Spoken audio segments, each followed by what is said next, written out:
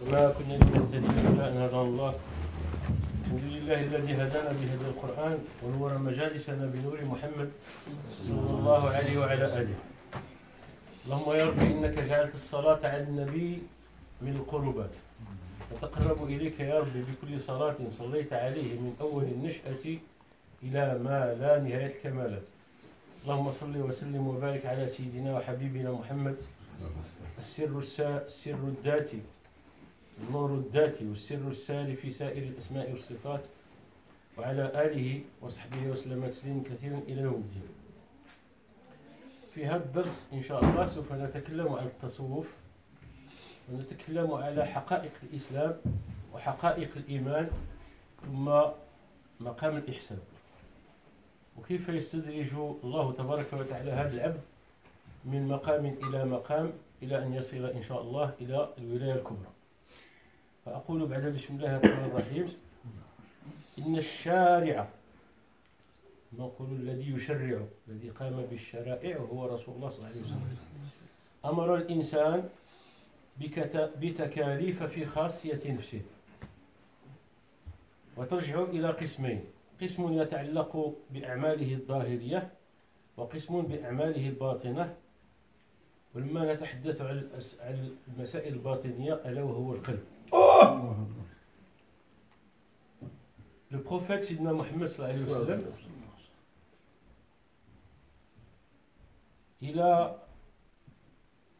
il nous a dirigés vers le concept de la religion. Et l'islam, dans ses concepts, Ya Ahbab Rasulillah, a ordonné des travaux dans une section qui est liée à ces travaux apparents, ces travaux apparents, et une autre liée à son travail intérieur qui est le cœur. يعني هناك أعمال ظاهرية وهي التي تتعلق بالجوارح، وأعمال باطنية وهي التي تتعلق بالقلب. Donc j'ai fait une traduction, j'espère qu'elle est adéquate et qu'elle est fiable à ce que je vais faire comme traduction. Et j'espère que cette traduction elle arrivera à être conçue par la plupart d'entre vous ou bien par la majorité, Inch'Allah. الأعمال التي تترتب على الظاهر، يعني الأعمال نتاع الجوارح الظاهرية هي نوعان: أوامر ونواهي. في الأوامر فهي كالصلاة، فهذا أمر من الله ورسوله، والصوم والزكاة والحج لمن استطاع إليه سبيلا، هذو الأوامر. وأما النواهي اللي نهانا الله عليها فهي المحظورات، هي اللي ممنوعة، محظورات لي زانتيردي، فهي كتحريم الزنا والسرقة وشرب الخمر وقتل النفس التي حرم الله إلى آخره من المسائل التي نهى عنها الشارع ألا وهو رسول الله صلى الله عليه وسلم. Donc je vais essayer de traduire. Les actes qui sont pour le corps, les concepts du corps, sont des travaux apparents.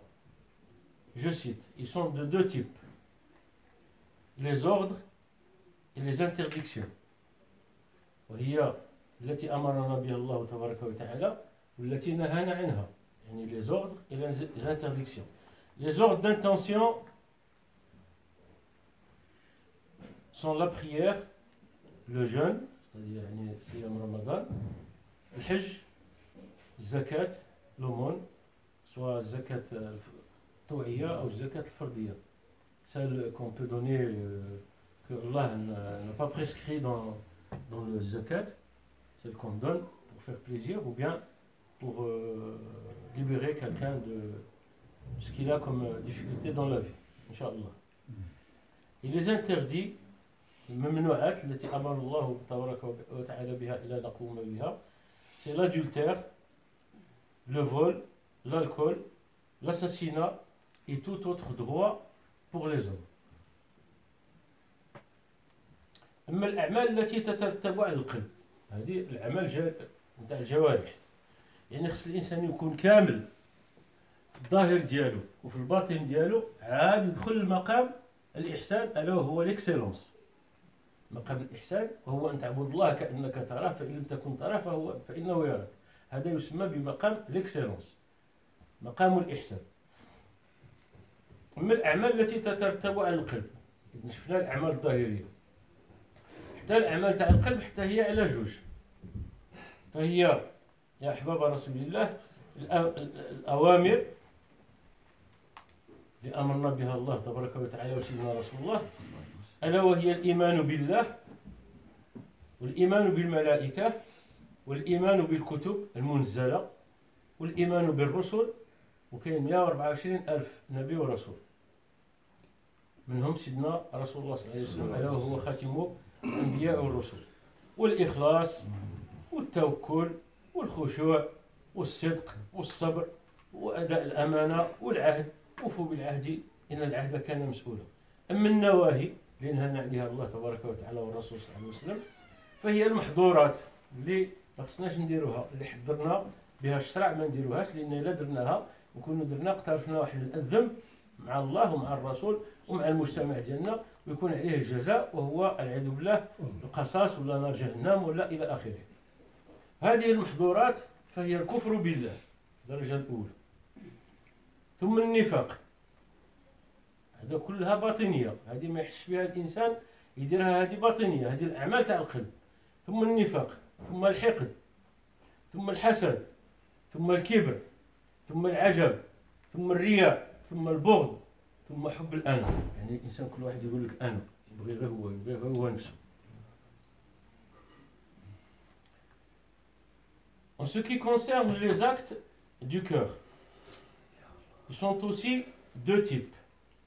Les ordres qui sont imposés,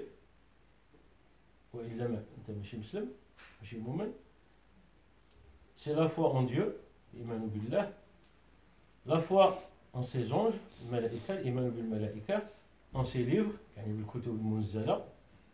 en ses envoyés, et le dernier jour,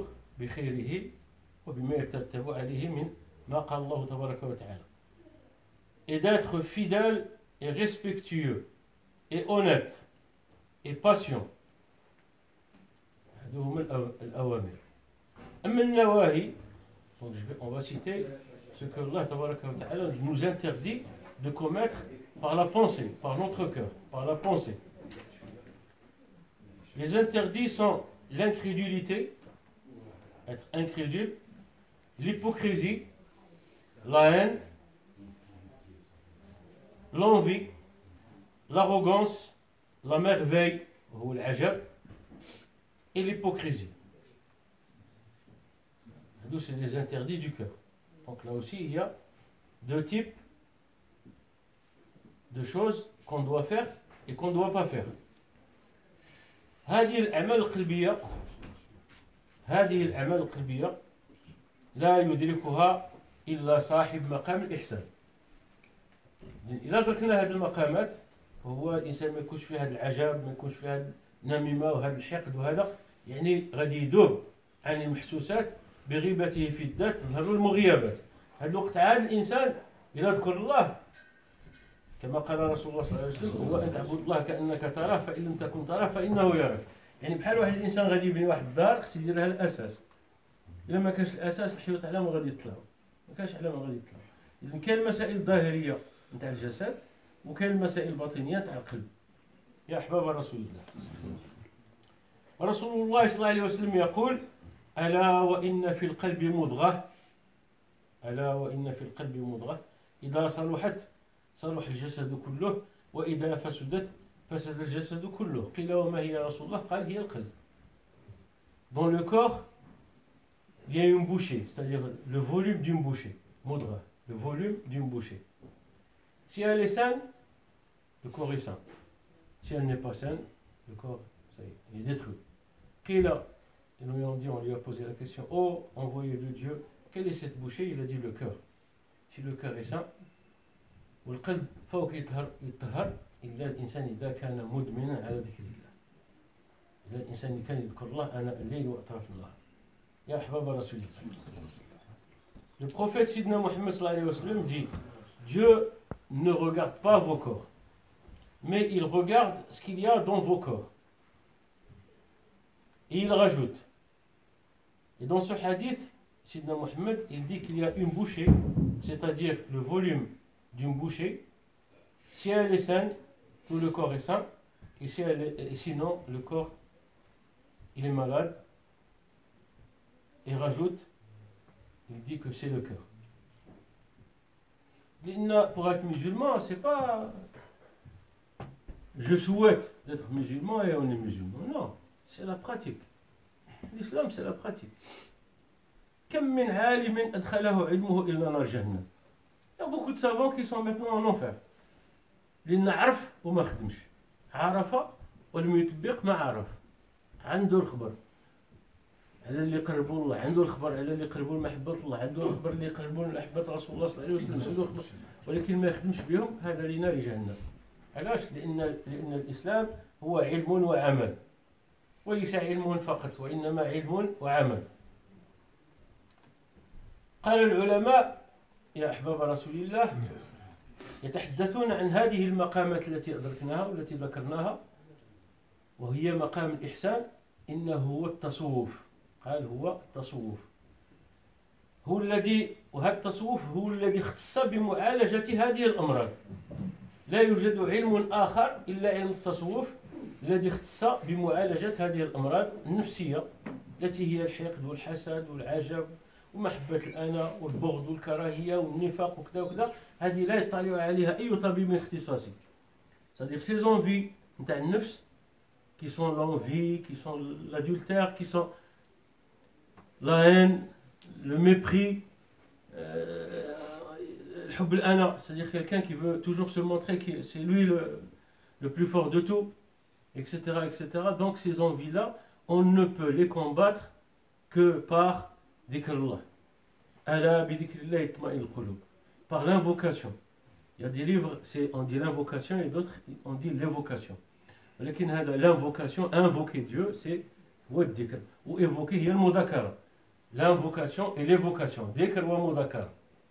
Donc par ce médicament, par ce remède, lorsqu'on invoque Dieu, il y a une assemblée d'anges qui rentrent dans le corps. قال يا رسول الله كيف يكون هذا العلاج؟ قال عند ذكرك لله تبارك وتعالى فهي زمرة من الملائكة تدخل القلب وهي أرواح نورانية. Ces anges ils sont en lumière. ويمشيوا مع الدم. Donc ces anges ils se déplacent avec le sang, ils éliminent tout le corps. من المخ حتى الرجلين. ورسول الله صلى الله عليه وسلم قال كان عندما يسجد يقول يا ربي خذ بناصيتي. الناصية هي هذه. الناصية النهار الأول ما كانوش يعرفوها بلي هذا هو هذا ولا هذه الناصية، كانوا يقولوا هذا قصة تاع الشعر ولا، ولكن الناصية هي هذا لو devant de la tête. وهنا c'est le centre névralgique du mensonge et de la pensée, de la bonne et de la mauvaise pensée. Lorsqu'on s'incline devant Dieu, il y a beaucoup de sang qui se déverse dans هذا ما قالوا العلماء les savants ils sont arrivés à cette connaissance. قال لك هذاك الدم الله تبارك وتعالى يدير فيه دي بلاك اللي ينقيو لا بونسي من لا موفيز بونسي. يعني يبقى الانسان ما يكذب ما ينافق ما ويكون من علاش؟ لان رسول الله صلى الله عليه وسلم قال ربي في السجود واقترب، في السجود واقترب، بروستيرن توا غابروش توا. ولهذا لا يكون العبد قريبا من ربه الا وهو ساجد. في السجود الانسان يكون قريب من الله تبارك وتعالى. Lorsqu'on est prosterné devant Dieu, la tête contre la terre, c'est là où on est proche de Allah. C'est-à-dire on reconnaît la grandeur et la divinité de Allah lorsqu'on se prosterne devant Allah tabaraka wa ta'ala. Ya ahbab rasulillah. Le soufisme, ya ahbab rasulillah, c'est une science divine. قام بها العارفون بالله. Elle s'est occupée de la guérison des maladies du cœur. Comme je l'ai cité tout à l'heure, et je vais le répéter une deuxième fois, pour qu'elle soit bien ancrée dans nos cerveaux. Ces maladies du cœur sont l'hypocrisie, le nifaq, la haine, karahia, l'envie, l'arrogance, la merveille, l'ajab, وحب الأنا. On veut se montrer. Le soufisme a élaboré des règles qui sont issues du Coran et du Hadith. Pour guérir ces maladies, التصوف أخذ من القرآن ومن الأحاديث النبوية وأعطانا قواعد. هذه القواعد إذا عملنا بها والله ورب الكعبة غير نوصلوا. وإذا رميناها من وراء ظهورنا وقمنا كأنه كان شيء في حجرنا ولما وقفنا تهرق فنبقى على حالنا بحال ذاك الماء الماجن لو كيستاغن ما تصلح لا الشراب ولا الوضوء مسخط. يا أحباب رسول الله، التصوف من أجل علاج الأمراض القلبية الموصلة إلى السعادة في الدنيا والآخرة لقد أعطى عدة قواعد. هذه القواعد تتجلى يا أحباب رسول الله في الدواء الشافي الكافي العافي من الأمراض النفسية. التصوف هو المنهاج وهو الطريق الموصل إلى تزكية النفس وإلى تصفيتها من هذه الأقدار والأغيار، وإلى أن تصبح هذه النفس مرآة للحقيقة الربانية والحقيقة المحمدية الأزلية السرمدية، ويبقى الإنسان محمديا نكع من ينبوع رسول الله صلى الله عليه وسلم، ويتحلى بالفضائل ويتخلى عن الرذائل وتزكو نفسه وتسمو الروح بالاقتداء بالنبي صلى الله عليه وعلى آله وحتى بالله تبارك وتعالى. لأن سيدنا رسول الله قال تخلقوا بأخلاق الله، تخلقوا بأخلاق الله. ألا وهي 5. هذه القواعد اللي نشأها التصوف هي على 5. أولا هفاء النفس ومحاسبتها، يعني خص الإنسان يحاسب نفسه. هذه الأولى. كل واحد فينا يعرف الخبايا تاع نفسه. راك إلا في النهار خونت راك تعرف روحك باللي خونت، إلا كذبت راك تعرف روحك باللي كذبت. ما تقولش ما نعرفش، انت راقب على نفسك. إلا نافقت ودرت الحيلة راك تعرفها. إذا من العشية للعشية رد المظالم، حاسب نفسك. إذا درت شي حاجة ضد خوك ولا رد المظالم، روح عنده tu t'excuses et tu lui avances ce que tu as pris. رد المظالم، هذا هو محاسبة النفس. الإنسان خصو يكون على هذا الحال. ثم العمل ديالو يقصد به وجه الله، هذه القاعدة الثانية. العمل الثالث هو التمسك بالفقر والافتقار. وأنتم الفقراء لله والله الغني الحميد. حنا دائما ضعاف ما عندناش، حنا دائما والو تكسب اللي تكسب. إذا أصابك ضرر في نفسك أو في جسدك إلا وتضرعت إلى الله تبارك وتعالى فهو الشافي العافي الكافي. ثم الرابعة هو توطين القلب على الرحمة والمحبة، توطين القلب على الرحمة والمحبة. والخامسة هو التجمل بالأخلاق التي بعث بها النبي صلى الله عليه وسلم، ومن أجلها قال فما كنت إلا مبعوثا من الله تبارك وتعالى أو بعثت لأتمام مكارم الأخلاق. Je vais essayer de traduire ces 5 règles que je viens de citer. Donc les soufis, ils ont élaboré 5 règles pour qu'on puisse accéder à ce stade suprême qui est l'excellence dans l'islam.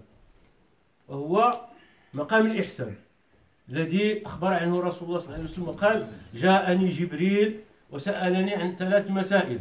سيدنا رسول الله سيدنا رسول الله هذا سيدنا عمر، c'est عمر بن الخطاب qui dit ce hadith qu'un homme avec des habits شديد بياض الوجه, son visage est blanc, ولا يظهر على ثيابه أثر السفر, sur ses vêtements il n'y a ni poussière ni, c'est-à-dire que même s'il vient de loin on ne le connaît pas, il n'est pas de Médine.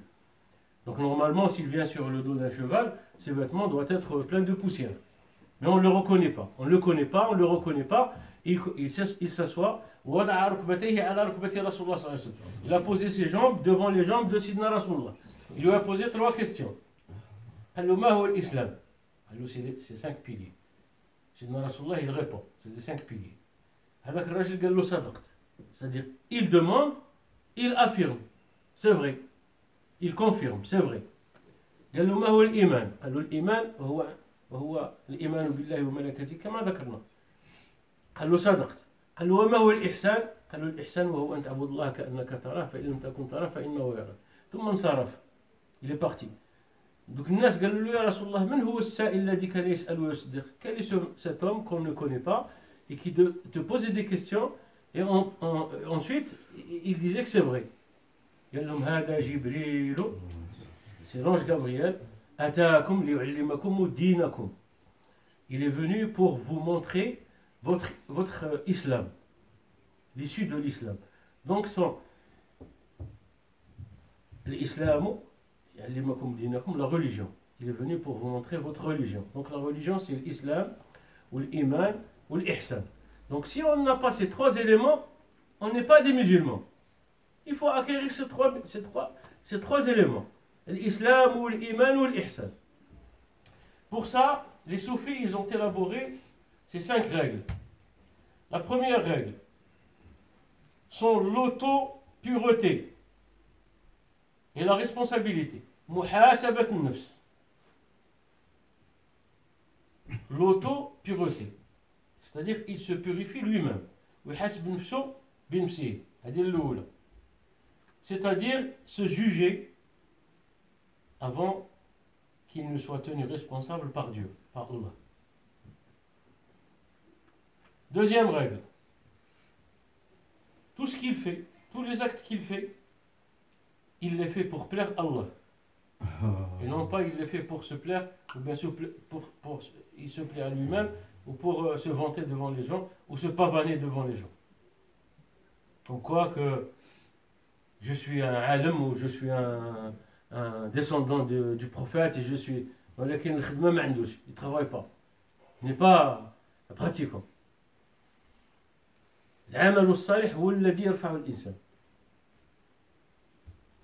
C'est-à-dire, le mystique soufi, que toutes ses paroles et ses actions sont pour plaire à Allah.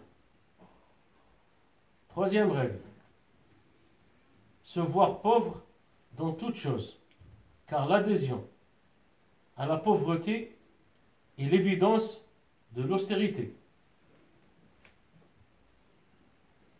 C'est-à-dire, avoir toujours besoin, l'austérité, c'est avoir toujours besoin de la générosité de Allah, le Tout-Puissant. Quatrième règle, ancrer le cœur, ancrer son cœur dans la miséricorde de Dieu, de Allah, de Rasulullah et de gens awliya Allah tabaraka wa ta'ala. Ancrer, on dit l'encre d'un bateau. Lorsqu'on jette l'encre dans la mer, le bateau il ne bouge pas. Donc ancrer la connaissance, la divinité, l'amour, le savoir dans notre cœur, c'est-à-dire l'insan ثقيل ويرسق. الرياح تدي على اليمين وعلى الشمال. Cinquième règle, ya ahbab rasulillah.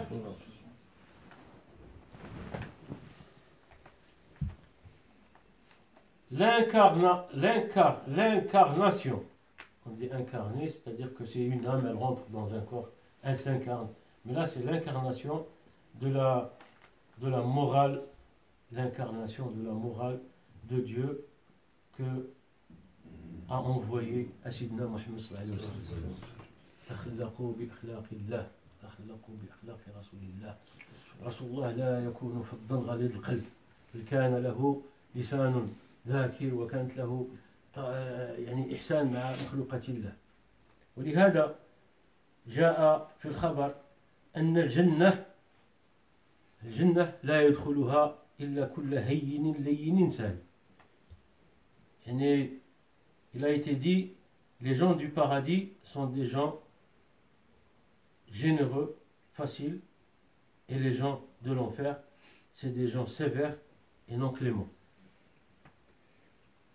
يعني الجنة لا يدخلها إلا كل هين لين سهل وأهل النار فهو كل الناس الذي هو فعبقري. قيل وما الفعبقري يا رسول الله؟ قال الشديد على الأهل والأصحاب. وفي الحديث القدسي في هذا المعنى. Donc il y a le Coran, il y a le hadith al-Qudsi, il y a le hadith de Sidna Rasulullah. Le Coran c'est le Coran envoyé par Allah pour Sidna Muhammad sallallahu alayhi wa sallam. Le hadith al-Qudsi c'est hadith que Rasulullah a dit en disant Dieu a dit. Le hadith هو الذي جاء عن رسول الله صلى الله عليه وسلم. الحديث القدسي يقول الله تبارك وتعالى: يا ابن آدم، يا ابن آدم، مرضت فلم تعذني. ربي يقول: يا ابن آدم راني مرضت وما جيش تزورني، ما جيش ترقب عليا. قال: كيف أعودك يا ربي وأنت رب العالمين؟ قال: أما علمت أن عبدي فلانا مرض فلم تعده؟ أما علمت أنك لو عدته لوجدتني عنده؟ يا ابن آدم استطعمتك، طلبت منك الخبز. ربي يقول ابن آدم: يا ابن آدم طلبت منك توكلني وما عطيتنيش. قال: يا ربي كيف أطعمك وأنت رب العالمين؟ قال: إن عبدي فلان جاع ولم تطعمه، فلو أطعمته لوجدت ذلك عندي. يا ابن آدم استسقيتك ولم تعطيني جرعة من الماء، عطشت وما عطيتنيش نشرب. يا ربي كيفاش انت عندك خزائن السماوات والارض، عندك الودان، عندك العناصر، عندك المياه الجوفيه، كيفاش انت تعطش؟ عبدي فلان عطش وما شربتوش. لو كان عبدي فلان شربتو داكشي تجبرو عندي يوم القيامه. وهذا كله يدل على شفقه الانسان، يعني هذه المعامله مع الخلق.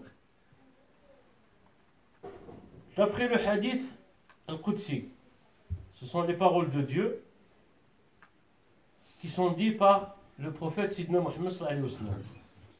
Donc il y a le Coran en premier lieu, il y a le hadith al-Qudsi, et puis il y a le hadith de Sidna Rasulullah sallallahu alayhi wa sallam. Le hadith al-Qudsi, c'est la parole de Dieu qui est dite par Sidna Muhammad sallallahu alayhi wa sallam. Dieu a dit, Sidna Muhammad dit, Dieu a dit: ô fils d'Adam, je suis tombé malade sans que tu te rendes à mon chevet. Je suis tombé malade, sans que tu viennes à mon chevet. Un tel, Dieu Adam dit: oh Dieu, et toi, tu as la miséricorde, tu as tout. Dieu il répond: un tel dont mes serviteurs étaient malades et tu n'es pas parti lui rendre visite. Si tu étais allé lui rendre visite, tu m'aurais trouvé chez lui. لو زرته لوجدتني عنده.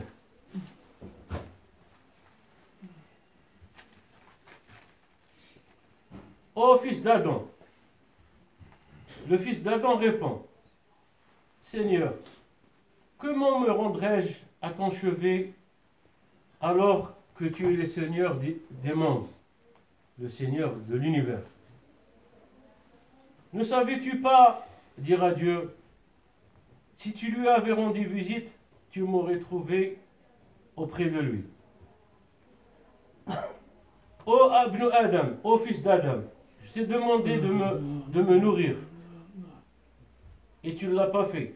Ô Seigneur, comment te nourrir alors que tu es le Seigneur des mondes? Ne sais-tu pas qu'un tel t'a demandé de la nourriture et que tu lui as refusé ça? Si tu lui avais donné de la nourriture, tu aurais trouvé ça chez moi, c'est-à-dire la bénédiction d'Allah. Tu l'aurais trouvé, et ainsi de suite. إذا هنا مور هاد الصوالح كل شيء عاد تجي التربية الروحية. مور كاع هاد الصوالح الإنسانية. Après tout ça, il y a l'éducation spirituelle. Donc on va s'arrêter là. Et ce soir, Inch'Allah, on va continuer sur التربية الروحية يا أحباب رسول الله. J'espère que la traduction était fiable. J'espère que le message est passé. J'espère que الله تبارك وتعالى: وبشر المؤمنين الذين يستمعون القول فيتبعون احسنه. اقول قولي هذا واستغفر الله لي ولكم. سبحان ربك رب العزه عما يصفون وسلام على المرسلين والحمد لله.